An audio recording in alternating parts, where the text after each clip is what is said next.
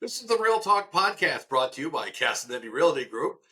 I'm Gary Kelley, a lowly agent, and I'm joined by one of the big dogs at Castinetti, Siobhan Weber Costello, or Costello Weber, whichever direction. Sorry. No worries.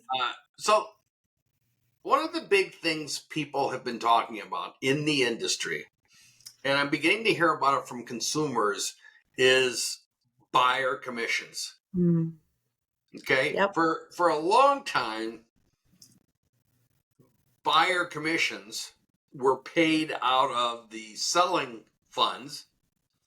Okay, and agents would say, "Oh, it doesn't cost anything to have me represent you as the buyer agent because I'm going to be paid by the seller agent." Well, that's interesting, but now people are saying, "Well, that's changing. What's that all about, and how is that changing for you?" And all. So, Siobhan, how's that changing? Oh boy, I love this topic. Well, it's not. We've got 9 minutes to go. I'm I going to love have it. some water and enjoy it.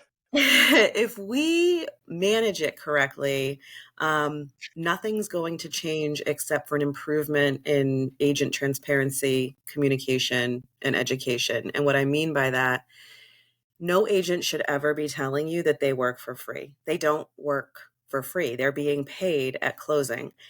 Oh, there have been Furthermore, some transactions where it oh, works out. I'm working for well, free. pennies on the dollar, but that's different. We're Go not talking ahead. about hourly. It has been since they started tracking real estate transactions decades, 100 years ago, however long it's been. There was never a notion of buyer's agency originally, right? It was very clear everyone worked for the seller. And I think Right. if you really talk to people about what that meant for them from a consumer protection standpoint, they would agree that having buyer agency is better than not having buyer agency. And what I mean by that is if the seller has a dedicated agent, right, a licensed representative who they have them as a client, they have an agreement, a contract, that agent can only give their fiduciary agency and loyalty to one client. And so they might work both sides of the transaction as a dual agent. When they do that, they're really more just kind of facilitating the transaction. They're not fully serving their clients to the best of their ability. And what that produced were buyers who were undereducated, underinformed, and underrepresented for decades. And even when buyer agency was first introduced, it was still this notion of sub agency. They still worked for the seller, and in that they worked for the seller's agent, right? Well, that seems like a little bit of a conflict of interest, doesn't it? So now we've arrived at this stage where, by the way, every comp you look at has that commission baked into it because none of us work for free and none of us historically have worked for free. So when we look at the purchase price of a home, right, you pull up Zillow, the one everybody loves to look at, and it says this home sold for $500,000. It's not telling you how much of that $500,000 was paid out toward commissions to anyone, right? How much of it was closing costs, how much of it, whatever. So what we do as agents and certainly as members of the realtor organization really need to do a better job of is explaining that to people. It's not that I don't get paid, it's how I get paid. You, the buyer, do not need to pay me up front, but you, the buyer, do pay me. In fact, I mean, I love to argue both sides of the same coin. So you could just as easily argue that the buyer pays the seller's agent as well, because if the buyer doesn't bring money to the closing table, nobody's getting paid. So it's the buyer's money that makes the whole thing happen. So if you really want to argue it that way, you could say, yeah, you are paying me. You're paying all of the commission when you bring that money to the closing table.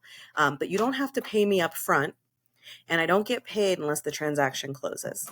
So there are parameters on that, and it just comes down to the construct of the agreement that you have with the client and whether you have an agreement. So in this area, buyer agency contracts are not very common, and we're going to start to see a lot more of those so that agents can protect themselves and their clients legally in a much better way. I think that this is one of those things where it's such a hot topic that I'm going to say it, the National Association of Realtors is afraid to come out and say anything because they're in the lawsuit. Right. Okay. And I think that the National Association of Realtors should be coming out with what the talking points are, irrespective of litigation, because it's the right thing to do for all of their members and the consumers and all that. Because that's part of the issue is for years, it's been the commission structure has been somewhat obfuscated. But NAR, National Association of Realtors, is reticent to do that because they don't want to add fuel to the lawsuit fire. And I think it's a shame because it leaves the consumers in the dark. Yes. And I also think that the job is as much the individual agent's job as much as it ever was to bring the value and the education to the consumer. So for me, if I didn't know anything about real estate and was just in the market to buy a home, let's say, I don't know that I am looking to NAR to give me direction on what to do locally. I might look to NAR for national statistics like we've talked about before. I might look to NAR for interesting articles or things like that. There will be, and there already has been, as you mentioned, some questions from consumers because they are paying attention, right? But it's not NAR's job to solve that. I think it's for us to say, I hear you. This is troubling, the noise in the media. And as a result, I'm going to focus on the value that I bring you for the return that I get, which, by the way, works like this. This is how we get paid. And this is what that all kind of looks like.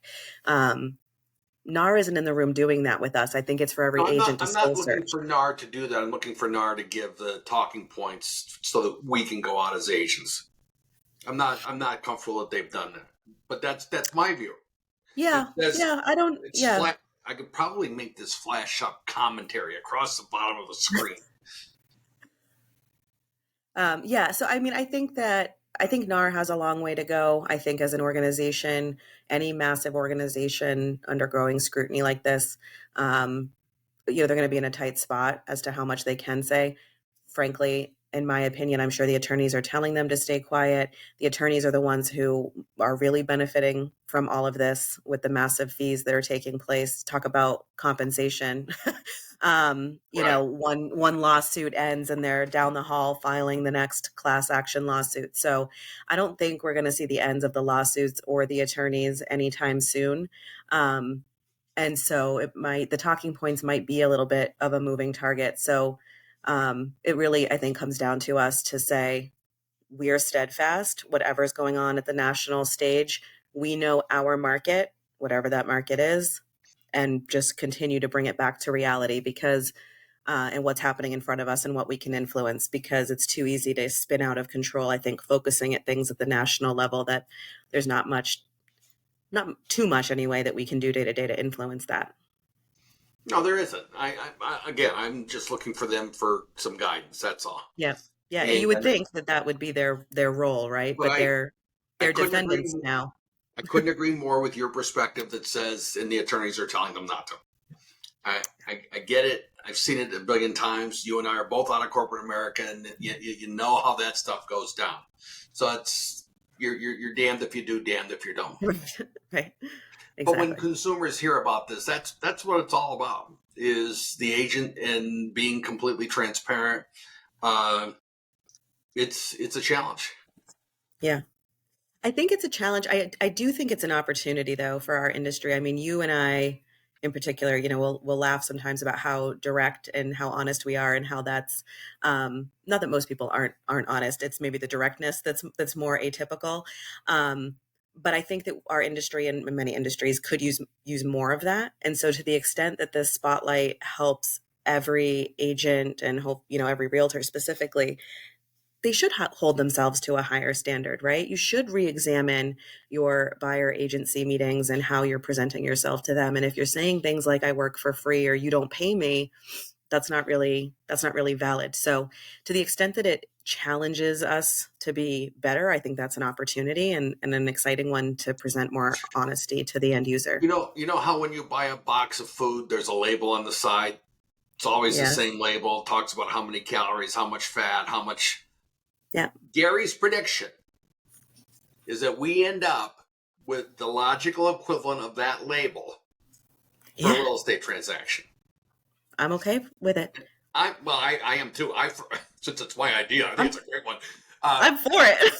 I personally think the sooner we get to something like that, so that we can push this behind us and not have it take up the airtime in the conversation with the consumer, because I feel like if the consumer already thinks we're used car salespeople in some cases, I don't want to reinforce that by saying, yeah, there's some lawsuits going on where people don't think we're being fully transparent. Now, going back to the article before, how many agents are in the marketplace, okay, does not impact me one iota in what I charge for commission. Right. Doesn't matter. Right. And are there times where Sue and I look at each other and say, do we want to do this for such a low amount of money? Sure. We have those discussions, but that's because it's negotiable and we decide what we want to do with our business. And, we need to have food to eat. So, which, that's a trade-off. Goes back to that label. So I think that we've got a ways to go. I think we do have that need for a label. And you're good at coming up with that kind of stuff. Maybe you work on the mock-up of it, and then we'll take it to NAR. It's going to look like a closing disclosure, and we're just going to say, everybody, please read. All right. Well, Siobhan, thank you again for participating, and I hope everyone has a great day and look forward to the next Real Talk podcast. Likewise. Thank you for having me.